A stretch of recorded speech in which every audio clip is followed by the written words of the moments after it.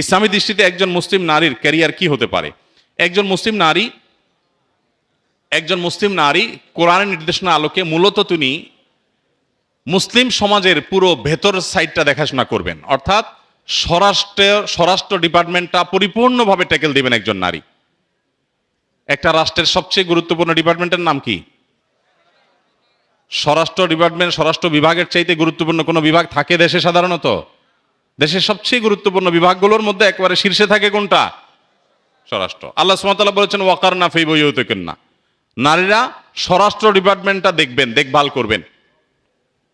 এবং তারা মূলত ডাক্তার, ইঞ্জিনিয়ার, গবেষক, আলেম, দায়ী, শাসক, রাজনীতিকের জন্ম দিবেন এবং তাদেরকে গড়ে তুলবেন। এর পাশাপাশি একজন নারী হিসাবে শরিয়ার যে বিধিবিধানগুলো তার জন্য প্রযোজ্য সেগুলো মেনে তিনি নিজেও এই সমস্ত সেক্টরগুলোতে তার মতো করে অবদান রাখার সুযোগ আছে। কিন্তু মনে রাখবেন, ইসলামের নারীর যে নারী সুলভ বৈশিষ্ট্য আছে সেগুলো যদি আপনি বিকিয়ে দিয়ে কিছু করতে চান, ইসলাম সেটাকে অ্যালাউ করে না। পৃথিবীর অনেক দেশে সেটাকে মানুষ ট্রাই করেছে, এক্সপেরিমেন্ট চালিয়েছে। আমরা তাদেরকে দেখি যে তাদের দুই কুলি হারিয়েছে।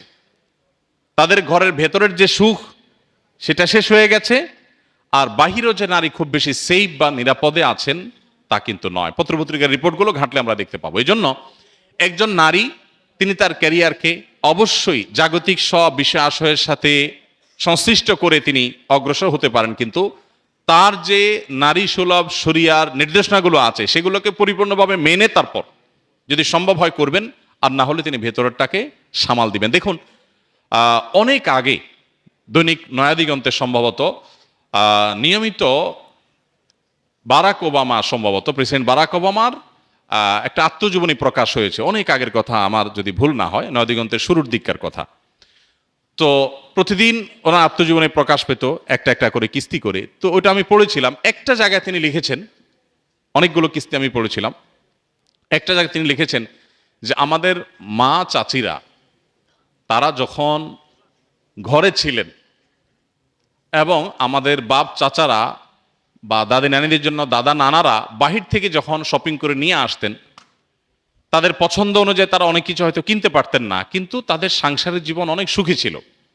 এখন আমাদের স্ত্রী, আমাদের সময়ের যারা, তারা মার্কেটে যে মন মতো শপিং মল ঘুরে নিয়ে আসে, আমরা শুধু কার্ডটা পাঞ্চ করে বের হয়ে চলে আসি।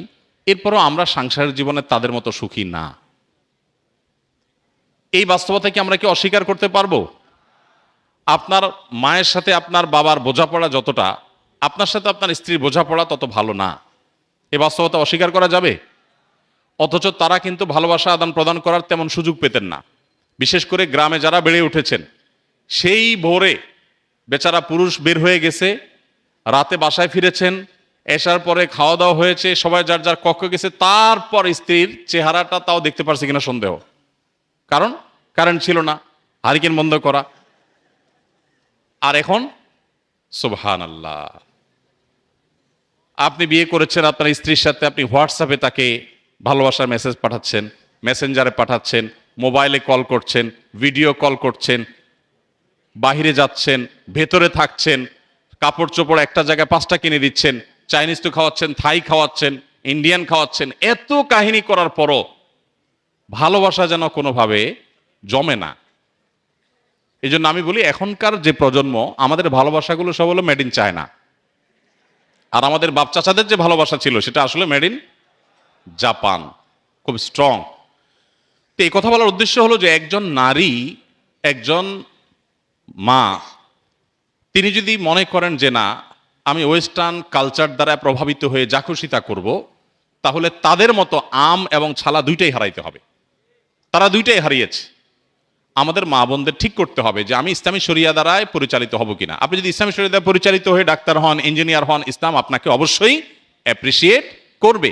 আবার বলছি, আমাদের সংস্কৃতি এটা আমাদেরকে ধারণ করতে হবে, কিন্তু দুঃখজনক যে আমরা অন্যদের সংস্কৃতিকে ধারণ করছি।